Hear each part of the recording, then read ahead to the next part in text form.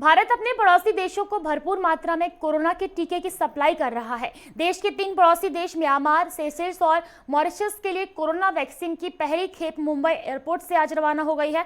Neighbour first policy के तहत भारत सरकार ने अपने मित्र राष्ट्रों को कोरोना वैक्सीन देने का ऐलान किया था। उसी ऐलान के तहत ये वैक्सीन म्यांमार, सेशेल्स और मॉरिशस भेजी जा रही है। इससे पहले बांग्लादेश को वैक्सीन की 20 लाख और नेपाल को 10 लाख डोज भी भारत मुहैया करा चुका है।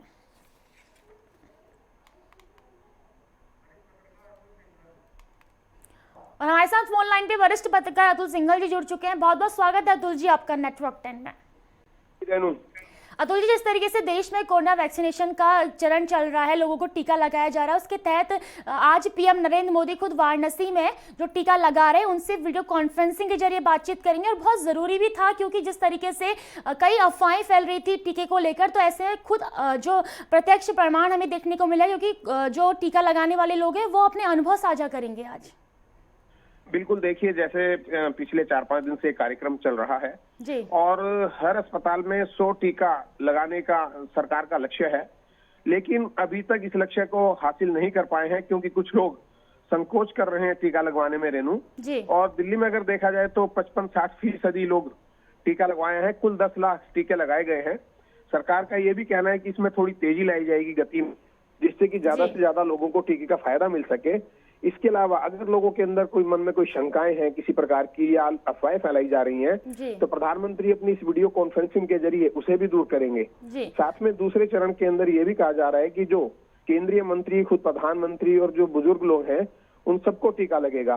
तो निश्चित तौर पर प्रधानमंत्री के इस कदम से जो है लोगों के अंदर एक आत्मविश्वास बढ़ेगा और जो टीका है वो ज्यादा से ज्यादा लोग लगवाएंगे, जिससे कि कोरोना महामारी से बचा जा सके। रेनू, बिल्कुल अतुल जी, क्योंकि जिस तरीके से इस वैक्सीनेशन के दौरान विपक्ष की बहुत बड़ी भूमिका देखने को मिल रही है। जब वैक्सीन नहीं आई थी उससे पहले भी उन्होंने इस तरीके से अपनी भूमिका निभाई थी, और वैक्सीन आने के बाद जब वैक्सीनेशन का दौर चल रहा है तो उस दौरान भी विपक्ष केवल वैक्सीन की भ्रांतियां फैला रहा है। और ये भ्रांतियां इस तरीके से है कि जब टीका लोग लगा रहे हैं तो कई तरह के लक्षण देखने को मिल रहे हैं। अब खुद प्रधानमंत्री मोदी ने यह ऐलान कर दिया है कि दूसरे चरण में वो और कई राज्यों के जो मुख्यमंत्री हैं वो टीका लगवाने जाएंगे। बिल्कुल रेनू, देखिए, जो विपक्ष की भूमिका, आपने बड़ी भूमिका कही, बड़ी भूमिका विपक्ष की जो नकारात्मक है, परिपक्वता से काम लेना चाहिए। जिस तरीके से बचकानी बातें की गई हैं, अखिलेश यादव ने कहा कि वो बीजेपी की वैक्सीन नहीं लगवाएंगे, इससे लोगों के अंदर निश्चित तौर पर भ्रम फैलेगा और बीमारी को जो रोकने की एक मुहिम चल रही है केंद्र सरकार की, उसमें गतिरोध पैदा हो सकता है इस तरह की बातें करने से। प्रधानमंत्री नरेंद्र मोदी बार बार कह रहे हैं और अभी जो अपने सामने जो अभी तक डाटा सामने आए हैं, आंकड़ों के मुताबिक 1% से भी कम लोगों को थोड़ा बहुत इसका रिएक्शन हुआ है। कुल मिलाकर जो इस वैक्सीन का साइड इफेक्ट है वो ना के बराबर है।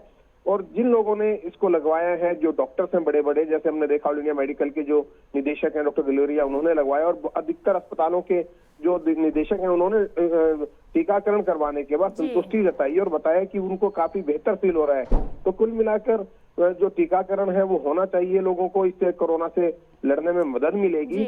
और आपने देखा कि किस तरीके से देश विदेश में भारतीय टीके की मांग हो रही है। 92 देश ऐसे हैं पूरे विश्व के, आधी से ज्यादा अगर हम कहें जो विश्व के देश हैं या आबादी है, उन्होंने इस टीके की मांग की है। तो अपने आप में बहुत बड़ी और महत्वपूर्ण अतुल जी, और भारत देश मित्रता का भाव भी दिखा रहा है, क्योंकि इससे पहले भूटान को खेप भेजी गई थी डोज की, और अब आज 3 पड़ोसी देशों को भी वैक्सीन की खेप भेजी गई है। तो कहीं ना कहीं जो भारत देश है मित्रता का भाव भी इसमें जरूर दिखा रहा है। बहुत बहुत धन्यवाद आपका तमाम जानकारी साझा करने के लिए।